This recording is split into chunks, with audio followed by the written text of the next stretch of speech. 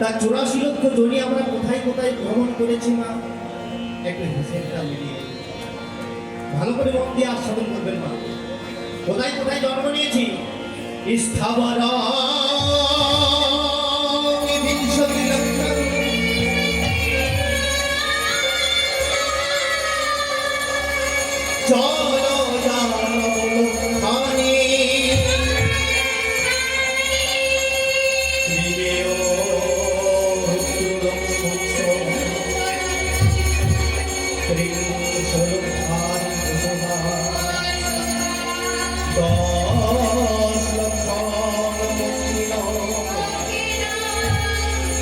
চতুর লক্ষায়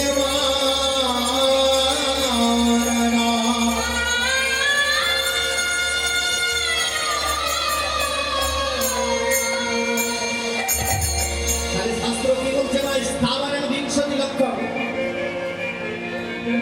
20 লক্ষ আমাদের জন্ম হয়েছে মা গাছে, স্থাবর জানতাম 20 লক্ষ আমাদের জন্ম হয়েছে গাছে। স্থাবর 20 লক্ষ জলৌজানা লক্ষানি, আর 9 লক্ষ আমাদের জন্ম হয়েছে বাবা গাছে। তাহলে 20 আর 9 কত হলো গো? কত হলো মা?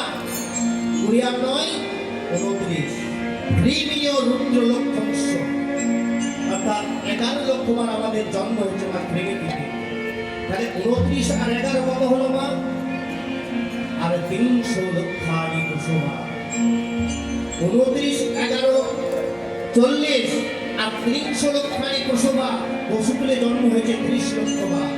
40 আর 30 কত হলো মা? 70। আর 10 লক্ষ মা, 10 লক্ষ বার জন্ম হয়েছে আমাদের মানবে। 10 লক্ষ বার জন্ম হয়েছে মা পাখি কুলে। তাহলে 70 আর 10 কত হলো মা? 80। আর 4 লক্ষ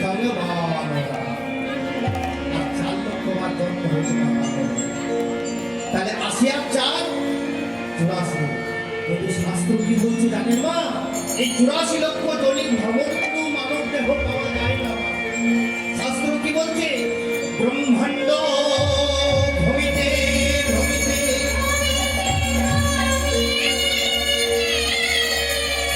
কোন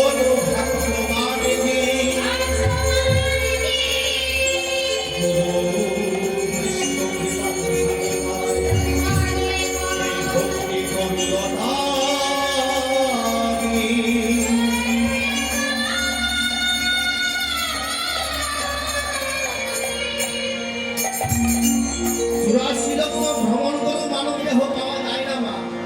শাস্ত্র বলছে ব্রহ্মাণ্ড ভূমিতে ভূমিতে কোন ভাগ্যবান জীব, কোন এক ভাগ্যবান জীব গুরু কৃষ্ণ কৃপা প্রসাদে পায়। গুরুরূপী কৃষ্ণের যদি কৃপা হয়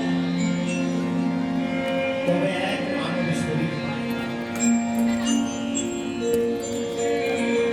তাই ভগবানকে এই 84 লক্ষ জনি ভ্রমণ করার পর বড় ক্লান্ত হয়ে বললাম, প্রভু ঠাকুর, হে ঠাকুর, তুমি আমাকে আর ভুলিও না।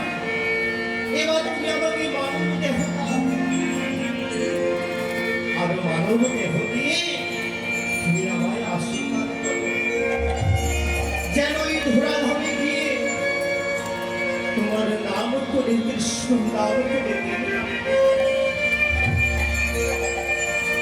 কৃষ্ণ নামামৃত রস যেন আমার দেহের প্রত্যেকটা অঙ্গ প্রত্যঙ্গে